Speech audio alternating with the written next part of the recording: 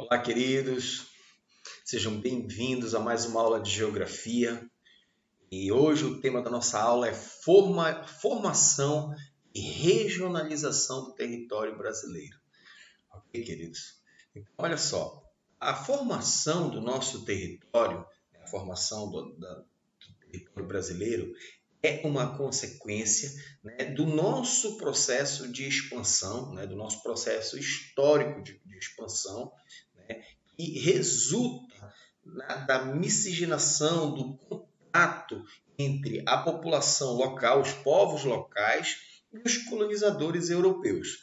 E é bom lembrar que os portugueses, né, eles foram, ao longo do tempo, se apropriando das terras que hoje constituem o nosso Brasil, o território brasileiro.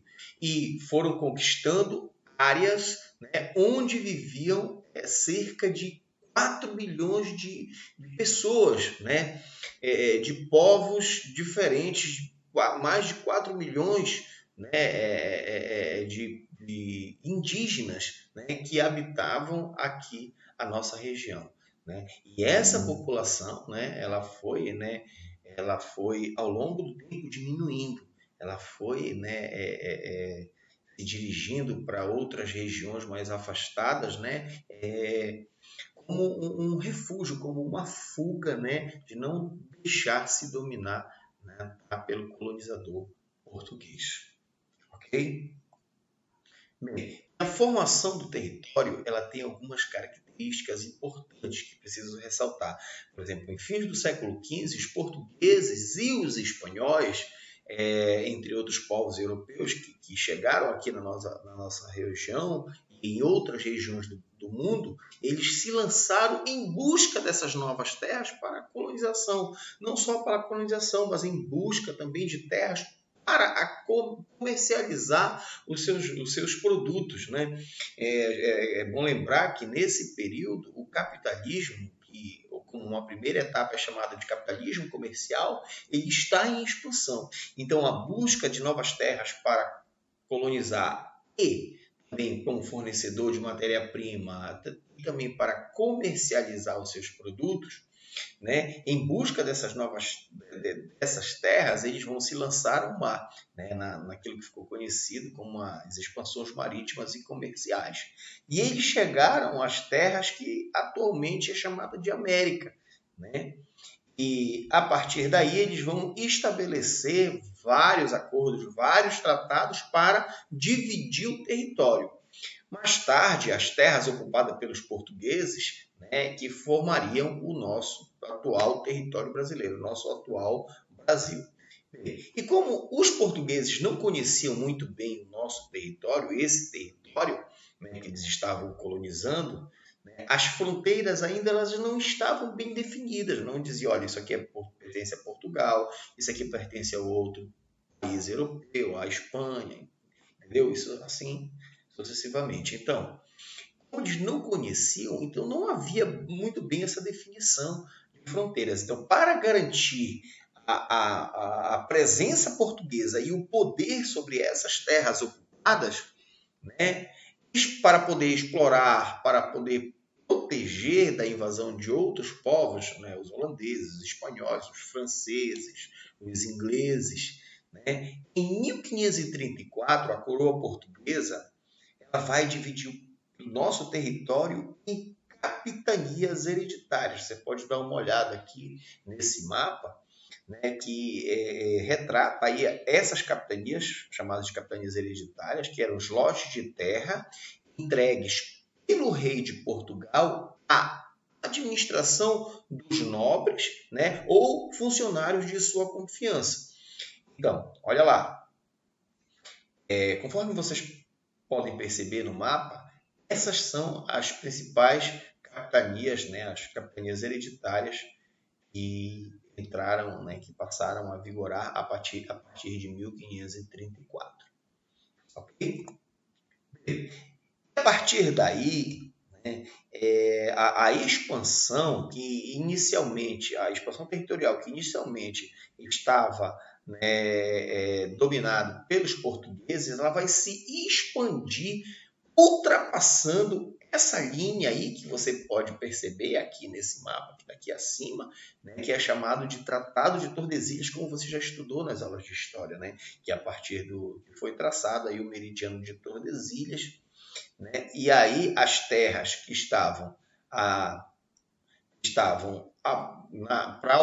na direção oeste pertencia à Espanha e ao leste pertencia a Portugal, ok? Então, essa era a delimitação. A oeste, você tinha as terras que pertenciam à colonização espanhola a oeste a colonização espanhola e a leste a colonização portuguesa. Bem, e esse tratado ele delimitava essas terras, né? Só que aí muitos fatores vão contribuir para a expansão desse território para além do Tratado de Tordesilhas, dessa linha aqui, e estabelecia, né, o limite de cada ocupação territorial pelos europeus, né? E esses fatores, né, eles vão contribuir para a expansão desses territórios. Por exemplo, as bandeiras, né, são as incursões para o interior, né, para o interior do Brasil, que eles vão chamar de sertão na época, né, elas vão contribuir para perpassar é um dos fatores que vai contribuir para perpassar essa linha chamada de Tordesilhas, né, em busca principalmente, além de pedras preciosas, né, de riquezas, eles vão buscar também, essas bandeiras vão buscar aprisionar os indígenas, né, para servirem como mão de obra, né, na produção aí da colônia. Ok? Bem, como aconteceu a exploração econômica do território, do nosso território? Nas primeiras décadas, né, os colonos portugueses, eles não, como os colonizadores espanhóis, que imediatamente encontraram pedras preciosas, isso não aconteceu com a colonização portuguesa, porque imediatamente, nas primeiras décadas, eles não encontraram esses metais preciosos. Então, como eles não encontraram, eles precisavam, né, explorar economicamente, né, o território. Então, começa pela exploração do Brasil, né, da madeira ao longo do litoral, para comercializá-la na Europa. Aí, no século XVI, além do pau-brasil, começa a produção de açúcar, principalmente no Nordeste, né? Então, essa exploração vai ganhar uma importância econômica muito grande. A partir do século XVII, a exploração da nossa colônia ela vai acompanhar o crescimento econômico das principais atividades. Por exemplo, a cana-de-açúcar ela vai para algumas áreas, né, além do Nordeste, ela vai se expandir para o interior do Nordeste. Né? No Sudeste, a pecuária, a busca para as drogas do sertão, por exemplo, na Amazônia, e por aí vai. São vários produtos, né? São as várias formas de exploração econômica do nosso território.